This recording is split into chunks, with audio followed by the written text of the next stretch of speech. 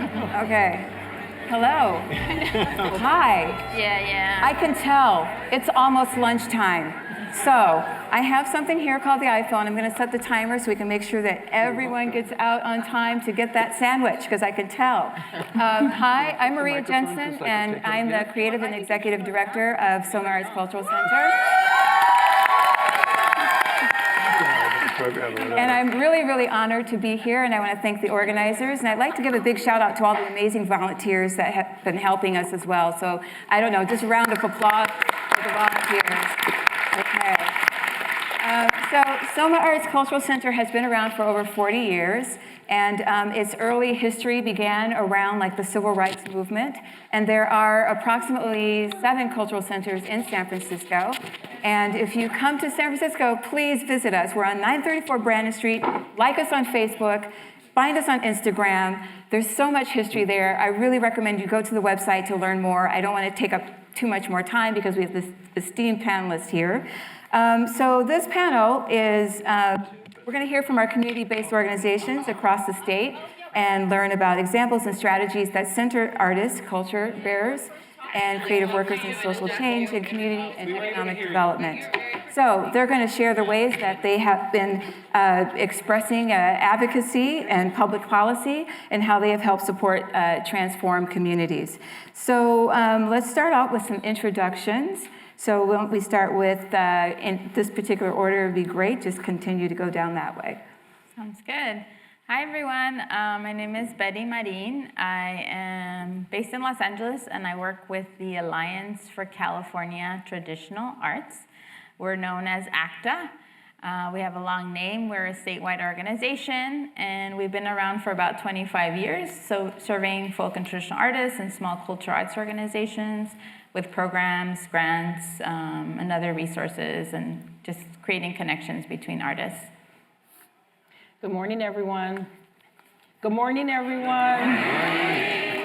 My name is CJ. I'm the CEO of the Black Cultural Zone, a community development corporation. Yes.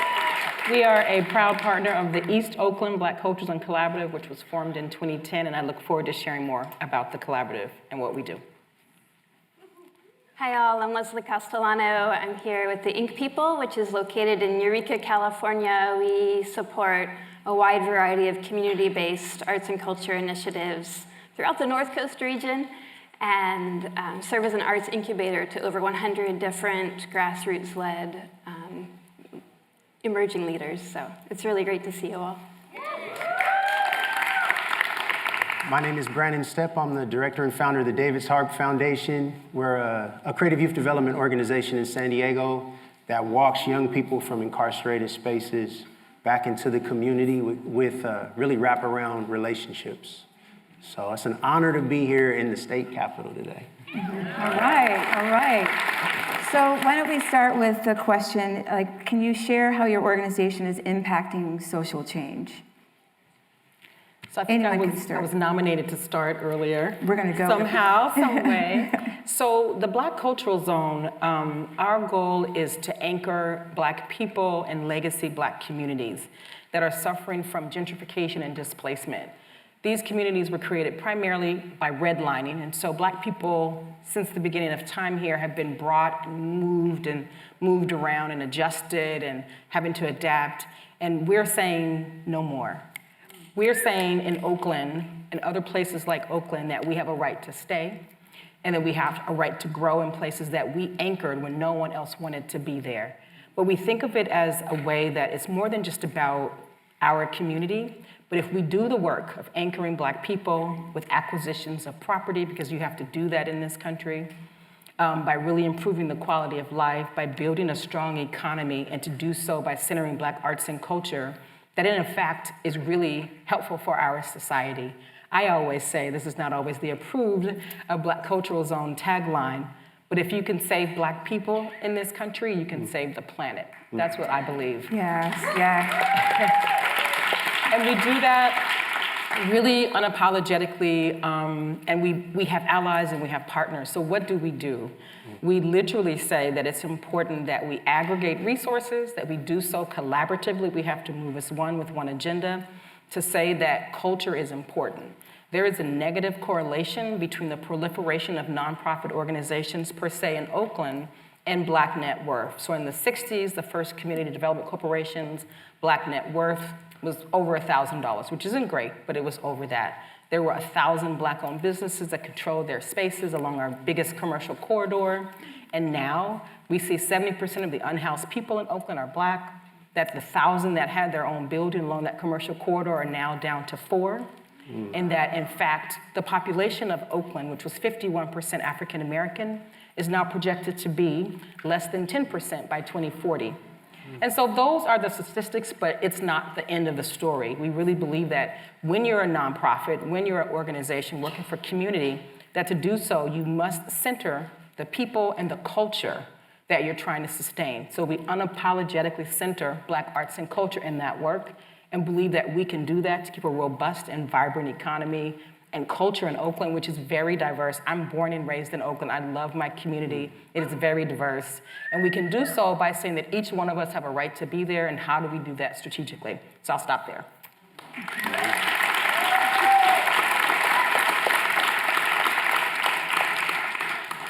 Anyone else? Just jump in. Sure. So I want to talk about leadership development because that's one of the key things that we do, and we do that in different ways. We do that through something we call technical assistance, right? Which is like sitting with somebody and like showing them how to apply for a grant, because lots of grant systems aren't equitable and lots of folks don't know how to access those funds, and so that's one example. Or connecting them to a mentor. Mentorship is a huge part of leadership development. And so I want to talk about leadership development because I really feel it's about, creating a sustainable movements. It's about creating strong foundations in communities. And the folks that we work with are culture bearers. And so we've been hearing this term, today, and I'm sure some of you have heard about it before. Who are culture bearers? Folks like Jennifer Bakes, who was up on the last panel, and I'm sure many of the folks on this panel and folks in the audience. But those are the folks who are who have been working in their community, who know their community, who are claimed by their community, who are really, taking charge of making sure that knowledge is passed across generations, who are creating spaces of connection, and therefore really crucial in social movement spaces because they know the issues and they know their community and they know how their community wants to communicate and organize. So those are the types of people that we're working with, and these people are doing cultural work that's often invisible and not acknowledged and unrecognized. And so many of them maybe are not calling themselves artists or even culture bearers, right? Because it's this term that we've come up with. But the point is that we're spending the time to kind of nurture them, provide them with resources, mentor them. And just to share a little bit about, one story, Francisca Teodoro is one of the artist culture bearers that we work with. And she's a mom in Los Angeles. She's always been very active in her kids' schools, as a parent supporter, organizing events, and just being kind of in tune with what's happening with her kids and their schools. But she also had a cultural practice that maybe she wasn't, didn't have support for, and maybe it was just something that she was practicing with her family. So we were able to meet her and create a space where she's connecting with other culture bearers in the community, learning from them, but then also kind of being able to acknowledge her own knowledge, what she learned from her parents, her traditions around Day of the Dead, the food, ways that they've grown up with, and think about how do we bring those into social movement spaces and really kind of use those values that traditional arts teach us to, kind of live into the work that we want to be doing, the world that we want to be in, and, the world that we want to create. So I'll pause there.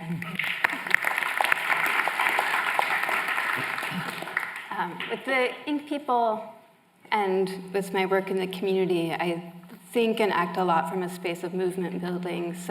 And first I want to shout out that the Ink people is part of this collaborative called the Humboldt Creative Alliance, and so it was really important when coming here to say, like, I'm not just coming here, but like, all the people who I get, or as many as possible, the people who I get to work with are coming as well. So just shout to North Coast Repertory Theater, Centro del Pueblo, Playhouse Arts, Aya Wellness Village, and being in that space where I'm colleagues and co-conspirators with people is so essential to the work I do and the work that I get to participate in. And even just being up here, I'm like, oh my gosh, taking back these ideas to Humboldt County, and that there's a space for movement building within arts and culture that I find, I have to believe in the possibility that we can transform our society and our communities, and just invoke the power of people through what we do. And I always like to talk about, I'm on city council in Eureka, and one of the things that's, right. And for sure, it definitely moves slower than culture. I will speak to that. Government, it's sometimes, it's agonizingly slow. But this sense of how do we build leadership in all levels of our community of creative thinkers working together, and so, I've been on council now for not quite 5 years, but I started thinking about 3 years ago, who's coming after me, and really trying to invoke that in the community, and that, when we're meeting with people in public health and meeting with people who are, in economic development, and really saying like artists are part of and the expression of the solution, and working with people to collect data so that we're not just implementing the change, but solidifying the change for years to come. And how do we create systems that support the people? Like when I see my community, and I can think about, okay, like if these leaders all around me have power and have resources and are thriving and impacting the people who they touch and who they connect with, then I feel like I'm doing the work that I should be doing.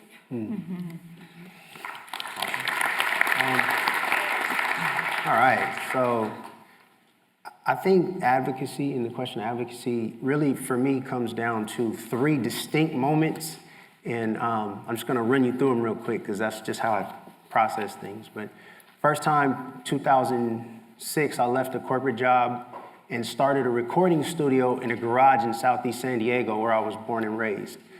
And whoop, Southeast, there you go. In that process, young people started to show up and really change my whole life in the way that I was walking. They showed up in the space demanding to be in it. And through that process, I got the chance to see how powerful the platform of art is with young people. And through that process, a young man named Rayvon, who was contemplating gang membership in that space, found music, and I got a chance to see him be a kid again. And so through that process of me trying to mentor this young man, what I discovered was that we as adults have masks on. So my first effort of advocacy was to take my own mask off. Through the process of just transparently walking through a really tough life situation where my wife was going through a really bad health scare. And so these young people embraced me. And then they started to actually desire to walk with me in the way that I was desiring to pass information along to them. But I was able to then receive as well. So that's my first moment of advocacy, which is now a pillar of community in our community called Flashlight First. And so the second really big moment of advocacy for me came with a young man named David, who insisted, after about 8 years of us having a program and we moved out of the garage, that we make ways for him to make money. Because he was like, yo. And this young man is extremely passionate. At the time, he was doing things that he didn't want to do to get money binationally. And so I had to really stop for a second to see if I was going to step into an advocacy role beyond what I thought art was and step back into a scary space of business, right, that I didn't want to really be in, because this young person wanted an opportunity, a real opportunity to participate in the local creative economy. And from that, We created a family business model after he launched his own business, where young people are now able to access our family business as they get out of incarcerated spaces. So we meet in these incarcerated spaces with backpacks and we do beats, but we're really earning a relationship with the young person over a long period of time, and kids shouldn't be incarcerated that long. But since they are, we're earning that relationship. And then we meet them at the gate. That's a piece of advocacy when they get out. And then we walk into a family business where they're able to apply those skills immediately. That's advocacy. But in this next season, I think advocacy for me looks like making sure that I'm having integrity in what I do. There's a business card in my pocket. I grabbed these old business cards I was telling the ladies backstage. This was a moment about 10 years ago, and these are old. And my mission statement was using the power of media production to reach and engage and equip at-risk and homeless youth. That statement on this business card was me being scared to advocate for the genuine community that I represent and using terminology that was made up. And so advocacy now looks like writing grants. And when I write a grant, I write what really is happening in the community, even if we get a low score, because that's a piece of advocacy for that reader. Advocacy looks like being able to find synergistic funders, not just any funders. Right? And advocacy ultimately looks like, in me in 2031, turning over this whole organization to young people equitably so that they can run it. And so advocacy is an interesting topic, but ultimately it's a way of being, I think. Thank you. Thank you. Thank you very much. Those were, as I was listening, my heart rate was going up because I was inspired and I just wanted to go out and just start doing stuff because all of you are doing incredible things. I feel like the work we do, we really are holding up more than half the sky. So we're in an audience full of very diverse people from different backgrounds, arts administrators, artists, curators, policymakers, you know, everything you can probably imagine who's trying to support all the arts and culture that's happening in California. And I know at Summits, one of the beautiful things is to share what you've learned in the process. So we're here to gather from our peers, you know, what can you share? Like, what lessons have you learned that might be able to transfer to an artist or transfer to an arts administrator? So why don't we start with you? Okay, yeah. I mean, I've been learning on the call. I learned from my sister right here. We gotta own our stuff. And that's so hard to even imagine right now, but I'm so inspired by that. And so right now we have young people that in our community are navigating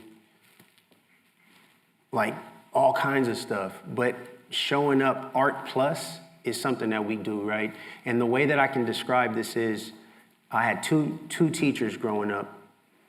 One of the teachers, Miss Christine at Johnson Elementary. Miss Christine, if you're watching, I apologize. I'm about to bust you out a little bit, but it's gonna be okay. Miss Christine was coming to Johnson Elementary from San Diego State University to teach us art. And she was a cool lady. Like, we all love Miss Christine. And whenever we got a chance to do art, like, I think it was like maybe twice a week when she came, it was super fun and just impactful. And she was just a fun person to be around. But one day, one of my friends, Ishmael, was actually speaking with her and asked her for 50 cents to get a popsicle after school. He has a popsicle truck. And Miss Christine kind of dodged the question. And then he asked her again, and he put himself out there, and she dodged the question again. And that day I learned that art has limits. Art is powerful. It was powerful enough to build a relationship, but Miss Christine had limits. And then there's Miss Erica Jacobs, who was Art Plus. Miss Erica Jacobs was my 4th grade teacher who taught me that Tupac had rhyming couplets.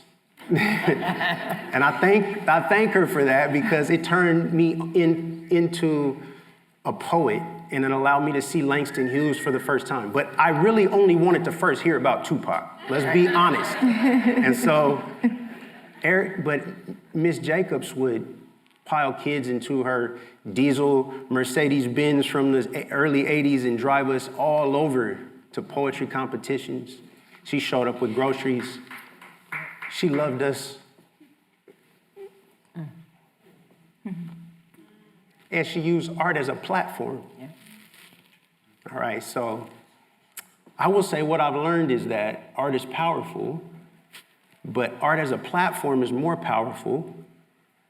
But what you use it for really is the difference. Yeah.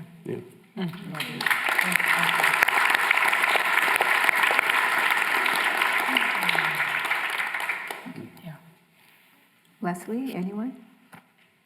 I'll go. I love you, brother. I love you too. And so much that I've learned. I came into this work not seeing myself as an artist, but knowing the culture that we're looking to save and why it's important. And I think it's the learning process for me is that art for me is an expression of culture, and I'm sure you all know this. And art can sort of generate a vibration and also reflect a vibration. And my sense is that this world that we're living in is not vibrating at the right levels. And that the work that you all do, the children that you all motivate, the people that we all encourage, how we center it, we have to think about it on a vibrational level. And that collaboration is that first step that you have to bring people together, whether artists working together, groups working together, organizations working together. And it is challenging to get our vibrations in sync. And it takes the work. I mean, the Black Cultural Zone Collaborative, we meet weekly for something. And we're meeting and we're talking and we're hanging in there. Some people come out, some people come in, but it's how we invite each other in to say we must be on the same vibration. And sometimes it doesn't feel that way and we have to have one-on-ones, but we can't change the vibration of this planet if we don't change the vibration in our communities, if we don't change the vibration of our collaboratives, and that's just super important. And that is someone who's a finance nerd. All this cultural stuff and vibrations was not me before, but we all have to be open to listening and learning and growing and tapping into that spirituality, tapping into that culture as a tool and as a means and as a way of breathing and living. And that's learning for me. I think that that is critical. I think that we all have to also have this duality of what we see now and the challenges that are there and how impactful it is, and understand and agree that it is impacting some groups more than others. It is not a competition of who's worse, who's better, but I think we can all agree that we know what we see and we know what's going on. And if we don't know, we should know. And we should do that research. And again, the least among us, however you see that, really should be elevated in a way that shows our humanity and that we can vibrate together collectively. I think, all of these things are really interesting, and we have to, that duality is, this is the world we're in, and this is the vision that we have. We know at a gut level what it's supposed to feel like to love each other and to show it. And we're not there. We're not there, but I think through arts and culture, we can guide people. I love Tupac. I cried for 2 weeks when he passed away. I really did, because he was just a gifted person. And art can help us understand what's going on. Art can help us understand where we can go.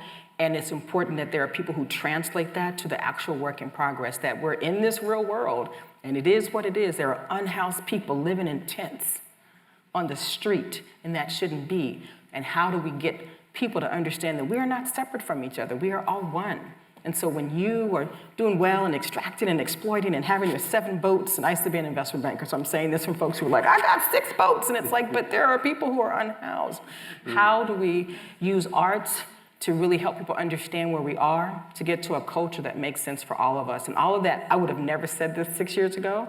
I have definitely grown, but understanding that how do we vibrate, how do we connect, how do we collaborate, how do we live in this world that is, and look for what it should be, and we know it at our gut level, and you should think about it every day. You should get up and meditate on it. You should get up and think about, what did I do today to move us towards a better vibration, personally, professionally, socially, culturally. It is our purpose for being here. It is our mission, and we can't forget that. So that's what I've been learning.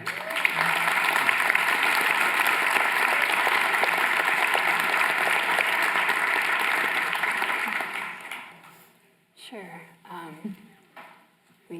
So many things I'm learning, but what comes to mind right now is is to kind of keep returning to deep sensing. I had the privilege of studying contact improvisation for about 20 years, which is, for me, was a sensing practice. And to be in what I consider often, tight spaces where I am uncomfortable, or I'm making people uncomfortable, or trying to move something forward, and just setting boundaries of like what is and isn't okay in the community, and that there needs to be a change, but to keep that sense of sensing my own body, sensing the people who I'm working with, and sensing the people who I'm working against, and trying to be angry and being in a space of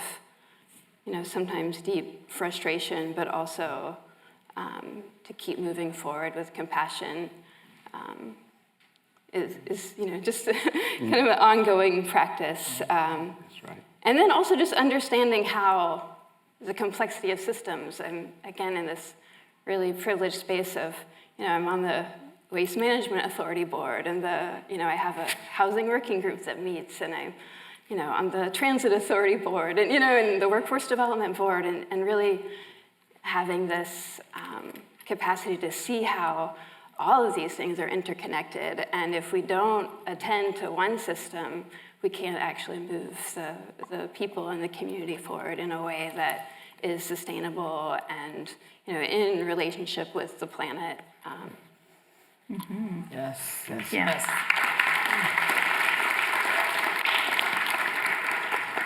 Yeah, I feel really aligned in a lot what you all are sharing, and I guess I just want to settle on the idea of how I was interpreting what you were saying, CJ, and how I'm hearing it is like cultural practice as a way of life, and also what I want to share is that the way that we've seen transformation and social change is from the inside out as opposed to from the outside in. And for that to be truly sustainable, it needs to happen, again, from the other way of saying it, right, from the ground up.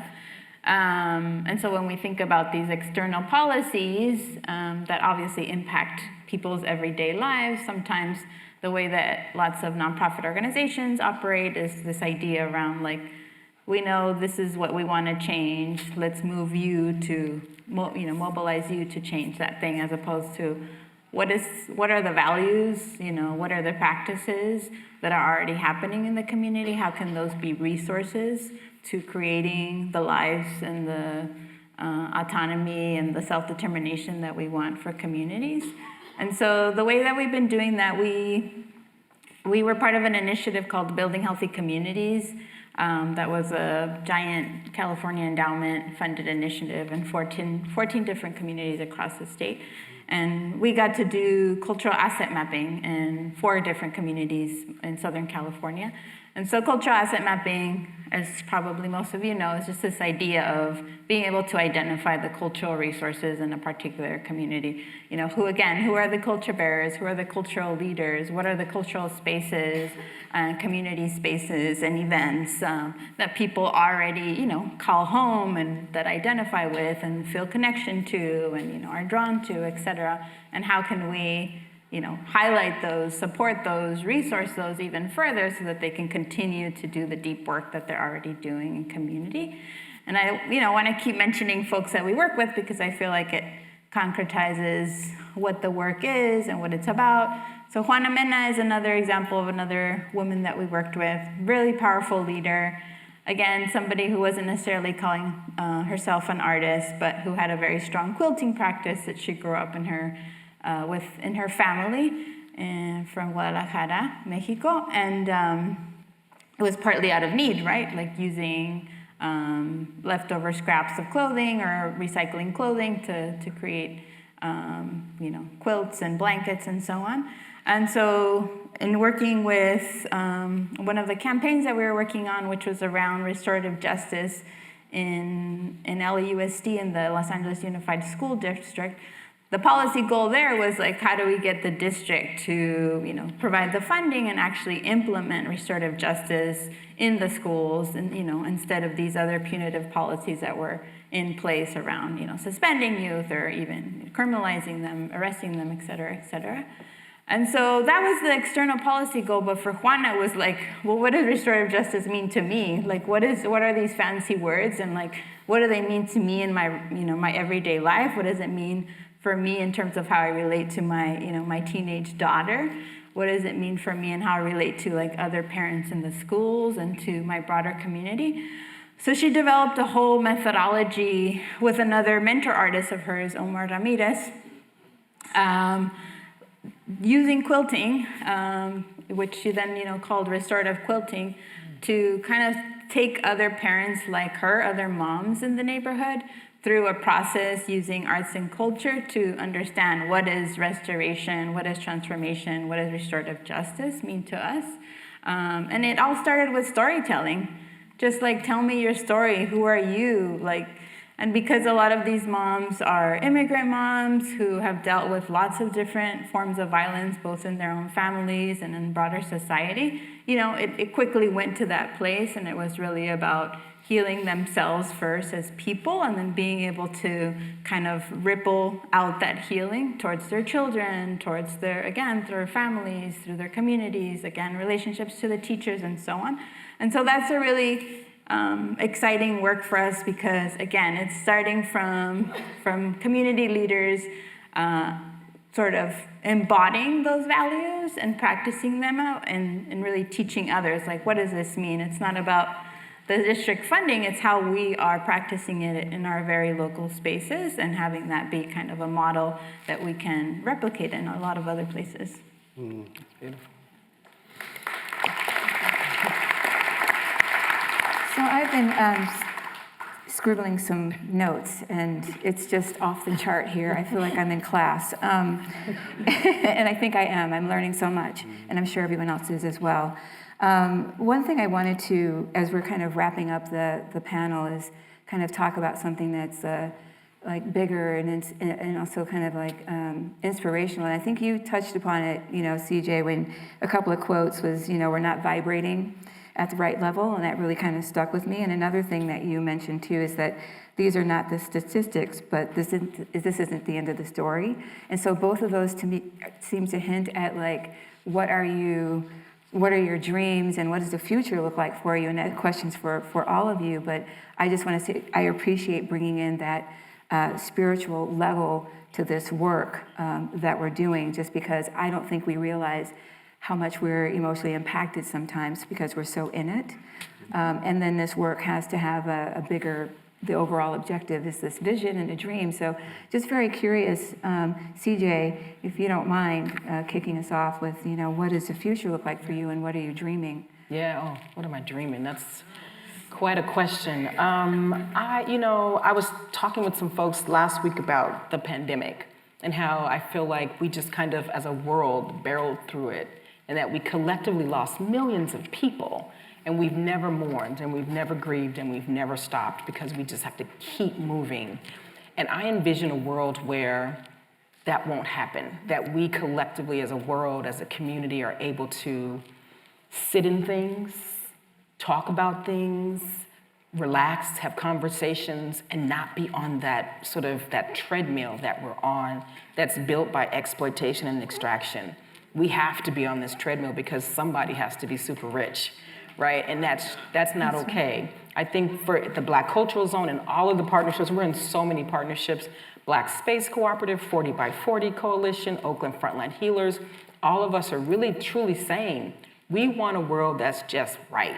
And what does right mean? It feels right to me. I feel like I can get up in the morning and have some tea and read something and conversate with a friend and garden a little bit and talk about the young folks we're working with and what we dream for them, and be able to navigate through this world with ease. And there are some people who believe they bought that with their exploitation and extraction and their wealth, but they're not happy either. And I just dream of a world where we live with ease. All of us, every single person, just lives with ease. And speaking of immigrants, I was watching the show on CNN last night, and they were following sort of the treacherous path from Argentina through Mexico. What a horror. That's not okay. And I think that we have to be in a world where we can stop and really say, beyond CJ saying that's not okay, that that's not okay, and that we do something about it and have the ability to do that. So ease and the ability to alleviate suffering collectively so that we can enjoy this paradise that we can create together. That's what I dream of. Those are great dreams.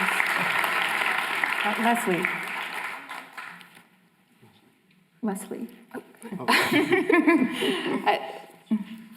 I'm thinking about resources and about, I feel like, part of my job as an arts and culture director is I'm just gonna go out there, I'm gonna get resources for my community and bring them back. I don't know, and it's like fighting for resources. So, where there's the capacity to, and I feel like that's part of what we're doing here, right, is to, kindly, but, succinctly state that arts and culture deserves resources, beyond, programming, but as an integral part of the community thriving. And I think, that rivers and mountains should have personhood, and that our relationship with one another and, should be seen as, are we lifting up every single person with dignity, and, and that we don't rest until we have, and that's, and again, that I think the future for me is about seeing the brilliance of people around me, and really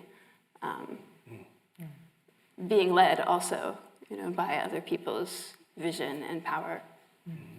Beautiful. Betty. I love the question around dreaming, because what I dream about is more spaces for dreaming, because like anyone who does social justice work, whether it's through arts and culture or otherwise, there's never enough spaces for dreaming, that's for certain. It's always about fighting, right? And so it makes it hard to create a different world. But, I think it's a lot about what we've been talking about, in the folk and traditional arts and heritage-based cultural practice that our organization focuses on. It really invites us to kind of slow down and, live in that space of cultural practice and have that teach you and learn from it. And so that's a really useful tool in the dreaming part. So I dream about a place where cultural bearers, folks who are already deeply embedded in their communities are recognized for their leadership, and they're given the resources they need to continue the work that they're doing. We've heard about these statistics. I think Fabiana gave a statistic around 5% of arts funding to BIPOC folks, and that's very much mirroring, when we think about the folk and traditional arts, very marginal in terms of the funding that it receives. So that's the future that we're dreaming about, where we expand that funding, we expand those resources, and we also change the systems, those grant funding systems, because so many are, again, not equitable. They're not accessible, and they're not in the languages that people need them in, both literally, in other languages outside of English, but also just more accessible in terms of helping people understand what they are, and then trusting people to use the funding in the ways that they already know is impactful and important in their communities.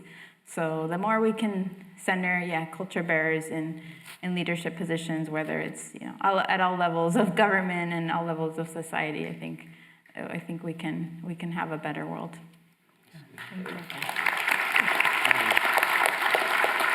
I resonate with a lot of that as a dream. I'm personally dreaming right now for a warehouse on 16th and G Street in San Diego, California.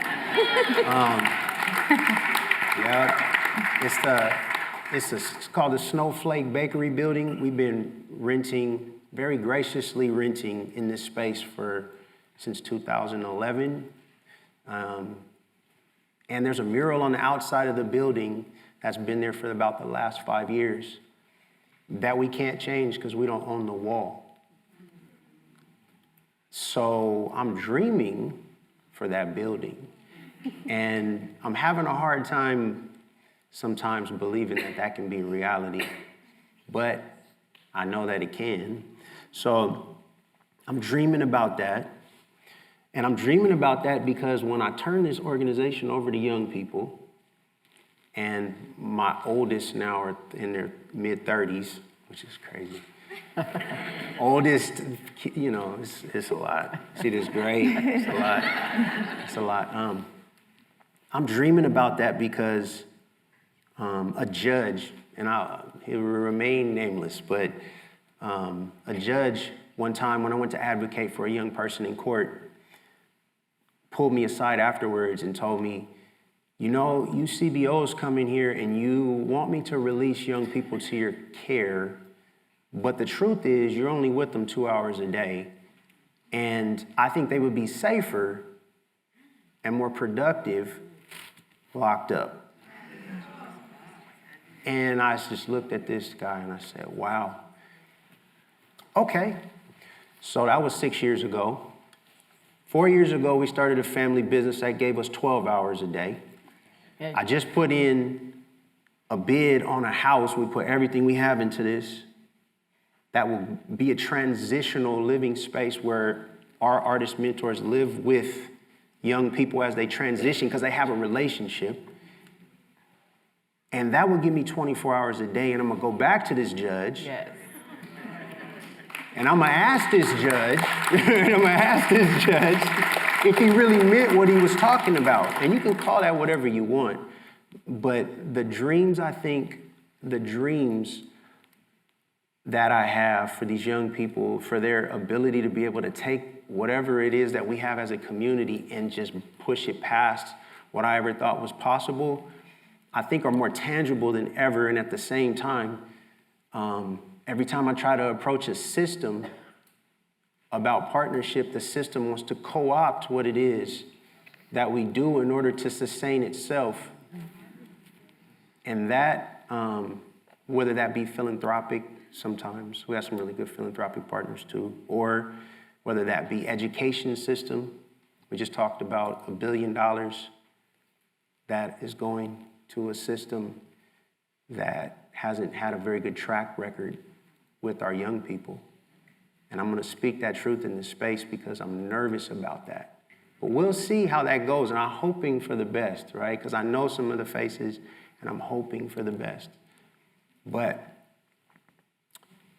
that being said, my dreams are really about young people and their dreams.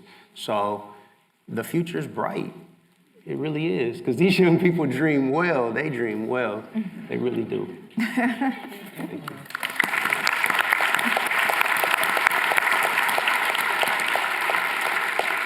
Well, this is kind of a bonus question since we're doing so well on time, I think. Mm-hmm. And I think about this because as I was taking all of these notes and just getting a sense, I'm just meeting all of you for the first time, and I think a lot of people here don't know you as well. But in this room, there's a tremendous amount of really powerful intention to change our reality. It's profound.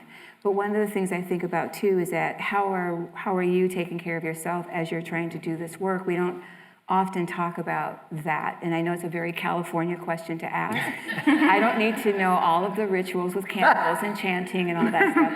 But I do think it's important to kind of talk about this because we don't talk about it. So we're trying to save people, but we also need to be healthy, and able to handle the tremendous workload and more capacity than most 9-to-5 jobs I know. So my friends who work in 9-to-5 jobs, who work in banks or tech, if they're still working in tech, most of them are not anymore. But I do think about it's different because you can cut that day off. You can cut it off, you're done. Our days tend to be, because there's so much emotional content with the work that we're doing, we often are taking it to bed with us. We're dreaming about it, we're having nightmares about it. There's just a lot going on. So I'm just very curious, because you all are so in it, how do you take care of yourself? If you could share with us, advocates, artists, people who are in the trenches, how do we stay sane while we're trying to take on things that actually have an insanity attached to them? I like that question too. I got my pen right here. So whoever wants to jump in. Sure, I'll jump in. That's a really great question, and it's definitely a constant struggle. And so I feel like that it's also a challenge, right, for organizations who do this work outwardly to like figure out structures and systems to do it inwardly as well. So, we have to take our own kind of values and advice and kind of figure out a way, because nonprofits, ultimately are built on the same white supremacist structures that a lot of other, different organizations and systems are built on as well. And so it's very hard work to do to try to figure out, well, what does it mean to dismantle that, and how does that, also contribute to the sustainability of the organization and people being able to continue the work. For me, it's like, I'm often in this facilitator role of like making sure everything's working. We're doing stuff on Zoom, like everything has to be, the technology, et cetera, supporting other artists to be in this role of leadership, but also I try to take time to also be a participant.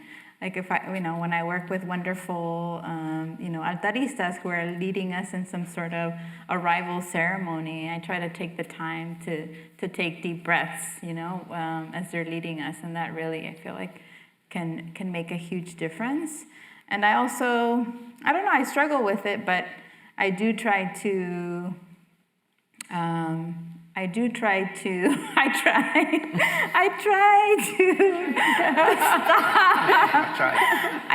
stop working at a certain time, even though I hear what you're saying, that it's sort of like just, it's not something that's superficial, so it's like deeply in our bodies, and that's very hard. And I feel for my husband who has a different kind of job that he can leave at work.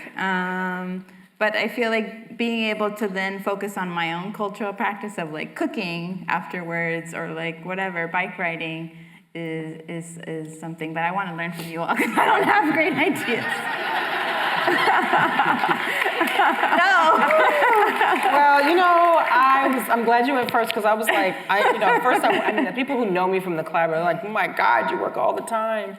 And I think first I don't see what I'm doing as work, and I would advocate for, in all the things that you do, having people who are from that community be a part of that work. So for me, it's super personal. Like, I'm born and raised in Oakland, and a lot of those unhoused folks are people I went to high school with and elementary school, and so I'm like, I'm working for you. And so it's very much so a part of, it's personal as well as business. So that's one. I think that everything I do is, I just can't get out of my head where we are and all the things that are challenging. So even when I'm off work, I'm maybe cooking and watching a documentary on African spirituality. And, I'm going to the business mixer we had the other night, and I'm also like getting that massage. And so I get involved in the things that happen. I got my nails done. That's cool. So you have to do things to feel beautiful, and you have to do things to take care of yourself, and you pepper it in. And I think you just have to know that it's fluid. I'm going on my first vacation with my mom and brothers in 2 weeks. On a boat, can't reach me unless, of course, my sister's like, do not buy Wi-Fi, I know you. I promise not to buy the Wi-Fi package, but you have to sort of manage it, and you have to be in tune with yourself to know when you're off balance, and you have to be able to tap out, and you have to have those partners in your life, in your professional space. And I'm so glad I'm part of a collaborative again, because there are so many of us. There's 35 East Oakland Black Culture Zone partners that they can tap and take the lead. You cannot do it alone. And if you're not here, the world will move on, but in what way? And so you do have to balance. But get your nails done. That's right. I'm gonna carry that with, look. You're gonna get your nails done? No, I'm gonna call my wife today and say, you need to go get your nails done. So inside the space, I'm missing our time right now. So Mondays from 9 to 1. And people, that's a long time, but it's not. It's really not. But we start the week with community practice. That's just what we do. There's a check-in that's happening right now that I'm missing in that check-in. Everybody in the whole community, young people, older people, we talk about our high, our low, and our hope. Hope was introduced by a young lady named Jasmine in East Mesa Detention Facility. When we talk about our high, our low, and our hope, we start the day on Monday of the week like that. And as a leader, it's like doing whatever I can to be responsive to what people are requiring and requesting, whether that be on premises daycare or whatever it is that is going to make people's lives easier as they serve and love the people around them. I think is a responsibility personally. But then my personal practice is really just rooted in faith.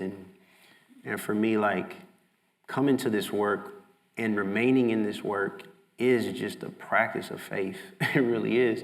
And not because of the people, honestly, but because I stand as a bridge, or a gate really, between the people I love and the systems and the methods that are used. And I have to just deeply, deeply, deeply practice that every day. Otherwise, it's just destructive.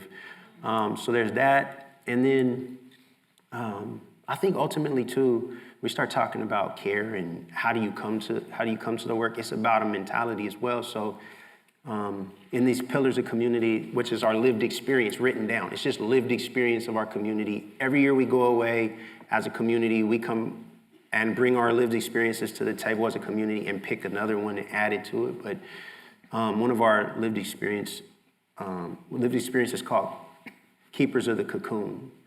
And in this particular lived experience, it's a parable. And in this parable, this young person is supposed to be in Tibet. Don't quote me, but this is what it is. A young person walks into a shop and asks a shopkeeper if they can have a cocoon that's in a cage.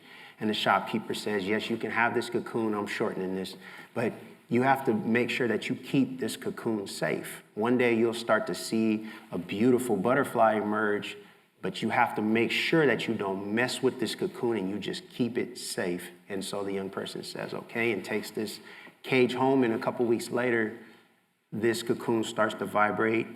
And then pretty soon it starts to break open. And then the butterfly is stuck and struggling. The young person reaches in the cage and breaks the cocoon open so the butterfly emerges. And then an hour later it dies. And he goes back to the shop and says, oh, what happened? What happened? And the shop owner says, I told you to make sure you held space and you kept this cocoon safe. Because part of this butterfly learning to fly was it struggling to emerge. And so one of the main things that we do in community is hold space for young people who are justice involved. We hold that space. We leave the door open for them. There's a young person who's supposed to be with me today on this trip named Kenny, who's really struggling, but we're just holding space for him. But it is not my responsibility to reach into the cage, right? I'm not the savior. At the end of the day, we hold space for young people. And so there's something in that practice that allows us to be in the mud together with young people and at the same time hold space for that struggle in a precious way.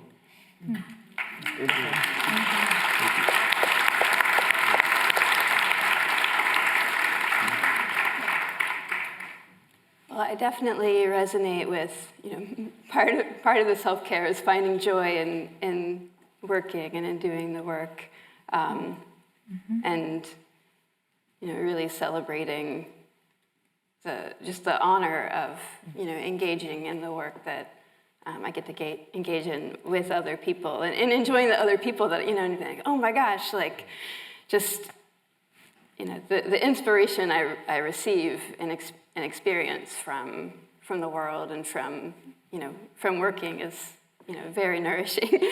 So that's good.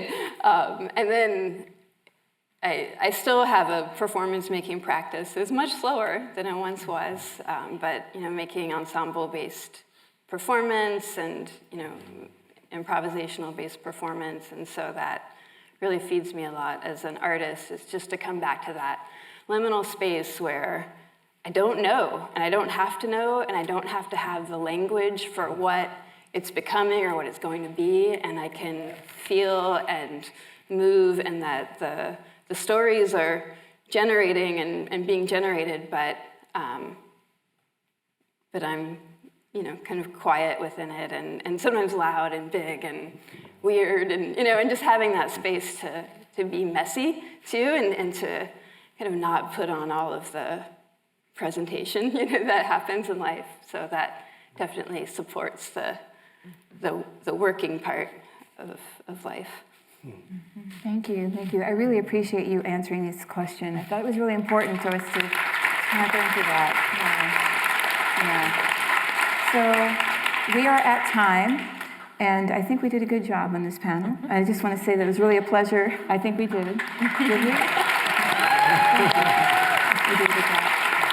Really a pleasure and honor to meet all of you, and I really appreciate all of the work that you're doing. And just want to leave on a high note to keep the cocoon safe. There you go. Okay? Hold space, keep the cocoon safe. All right. Thank you all very, very much. That's good.